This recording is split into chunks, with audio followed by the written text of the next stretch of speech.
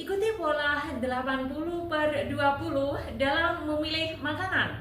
80% berasal dari makanan yang fresh dan masih alami. Yang ke-20% meliputi makanan yang mengandung gula, garam, dan lemak. Komponen penting dalam makanan kita harus mengandung buah-buahan dan sayur-sayuran, makanan yang mengandung tepung, telur, protein, dairy produk, dan lemak. Jangan memasak menggunakan olive oil, tapi gunakan grapeseed oil, avocado oil, rice bran oil, macadamia oil, dan lain-lain. Hindari memakan daging asap atau segala daging yang dimasak dengan cara dibakar, atau istilah kerennya disebut barbecue. Kanker prostat, hindari memakan atau mengonsumsi daging merah yang berlebihan, khususnya bagi pria. Lalu gimana dengan ikan tuna yang bersirip kuning? Yuk kita simak video selengkapnya.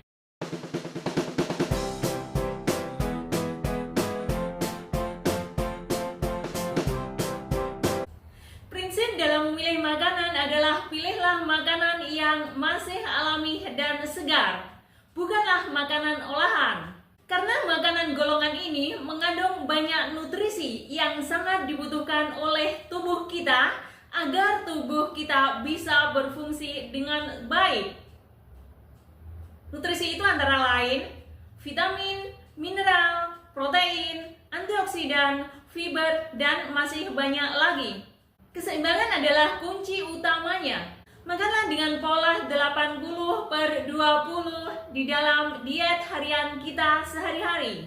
Artinya, 80% dari diet kita harus mengandung makanan yang fresh dan masih alami, yang meliputi sayur-sayuran, buah-buahan, maupun binatang. Makanan ini tidak mengandung perasa buatan, pewarna buatan, pengawet buatan, maupun pemanis tambahan. Jenis makanan inilah yang sangat ideal dikonsumsi oleh manusia yang berdampak pada kesehatan tubuh seseorang. Jenis makanan inilah yang mengandung banyak nutrisi yang berfungsi untuk melindungi tubuh kita dari segala bentuk penyakit kronis maupun memberikan kita energi sepanjang hari. Nutrisi tersebut antara lain vitamin, mineral, antioksidan, fiber, dan lain-lain. Dan 20% diet harian kita boleh berasal dari makanan yang mengandung gula, garam, dan lemak. Golongan jenis makanan ini jika dikonsumsi dalam skala kecil masih aman. Tetapi jika kita mengonsumsinya dalam skala yang besar bisa menimbulkan berbagai penyakit. Contohnya kegemukan, penyakit jantung, diabetes, stroke, rasa lesu dan malas, sepertinya nggak bertenaga gitu.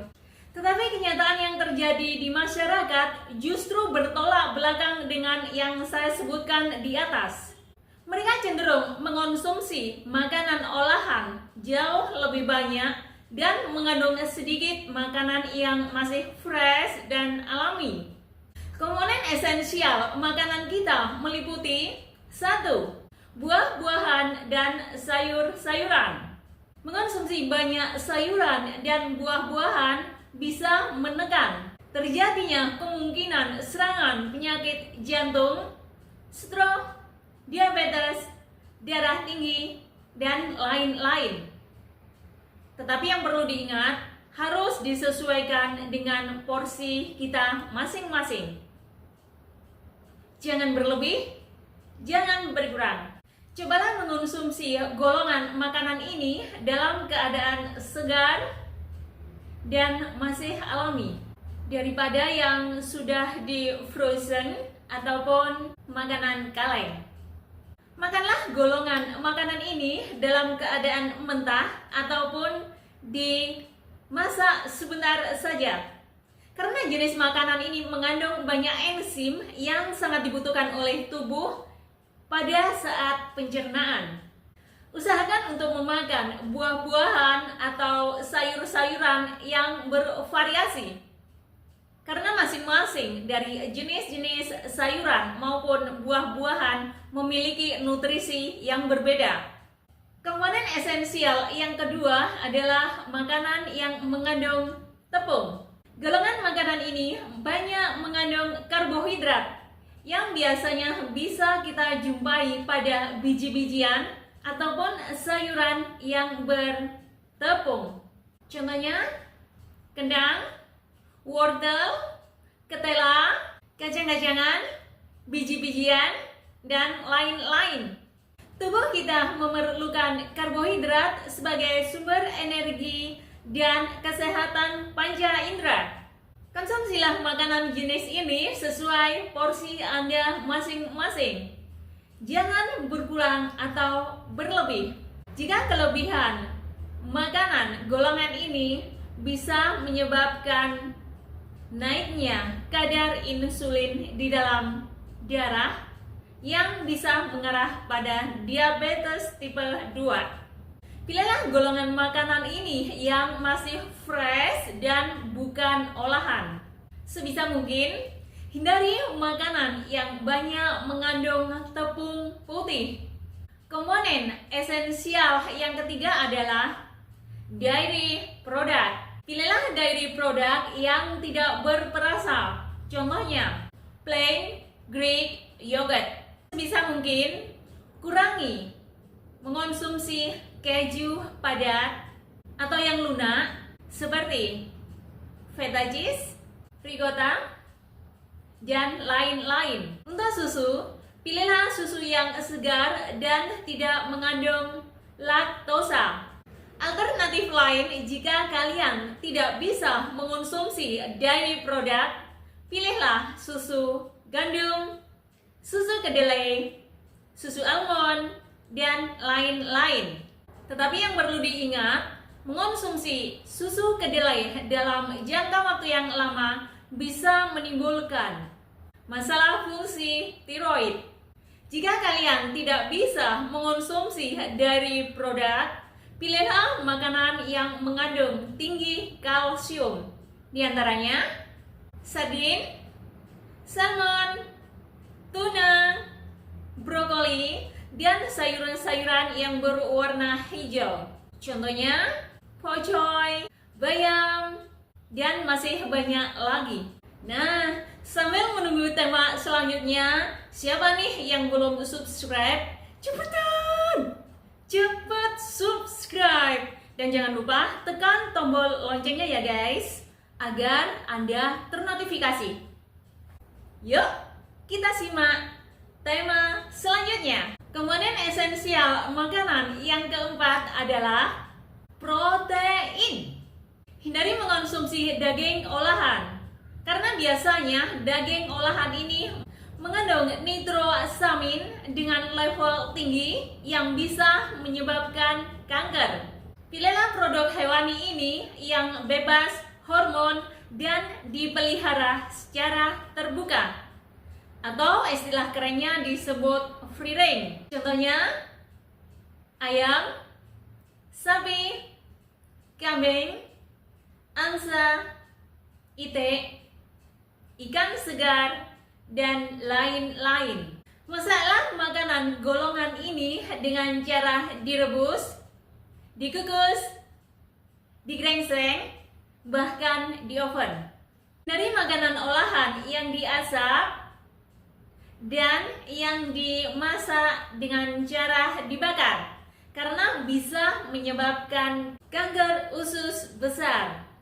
Hindari mengonsumsi daging hiu atau yang biasa dikenal dengan shark flake, dan toda atau yang biasa lebih dikenal dengan swordfish, karena makanan jenis ini mengandung merkuri dan pestisida dalam level yang tinggi. Untuk laki-laki, kurangi mengonsumsi daging merah yang berlebihan karena bisa menyebabkan kanker prostat. Komponen esensial makanan yang kelima adalah telur. Telur merupakan sumber protein, vitamin, dan mineral. Kolin di dalam telur sangat dibutuhkan dalam proses sintesis sel membran. Sedangkan luteinnya berfungsi untuk melindungi mata kita. Konsumsilah telur sebanyak 4 hingga 6 butir per minggu. Dan pilihlah telur yang free range dan organik. Karena biasanya telur jenis ini mengandung banyak omega 3. Masalah telur ini dengan cara direbus, baik dengan kulit maupun tanpa kulit, daripada digoreng. Komponen esensial makanan yang keenam adalah lemak.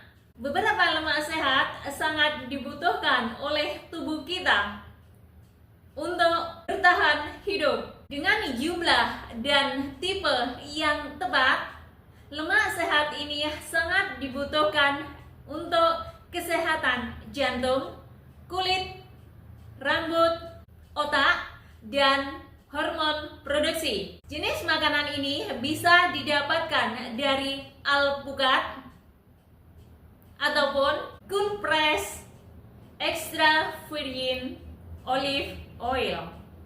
Kacang-kacangan, biji-bijian, salmon, tuna, makarel, sardin, dan lain-lain. Tetapi yang perlu diingat, tuna besar yang bersirip kuning atau yang biasa dikenal dengan ikan madi hidang mengandung kadar merkuri yang tinggi. Makanya kurangi jenis makanan ini. Hal lain yang perlu diingat adalah jangan memasak menggunakan olive oil, karena olive oil ini mengandung smoke point yang rendah. Artinya, jika olive oil ini dipergunakan untuk memasak dengan suhu yang tinggi, maka secepatnya akan berasap dan menimbulkan racun. Atau biasanya yang lebih dikenal dengan toxic chemical, yang sangat berhubungan erat dengan formasi kanker. Gunakan olive oil ini untuk salad dressing pada salad dan sayuran Anda. Jika Anda ingin memasak dengan menggunakan lemak yang sehat, pilihlah minyak yang mengandung smoke point tinggi. Contohnya, grapeseed oil, avocado oil, macadamia oil, rice bran oil, dan masih banyak lagi. Coba lihat videoku yang lain, dan semoga video ini sangat bermanfaat untuk kalian semua. Stay fit, stay healthy, dan sampai jumpa di video selanjutnya. Bye!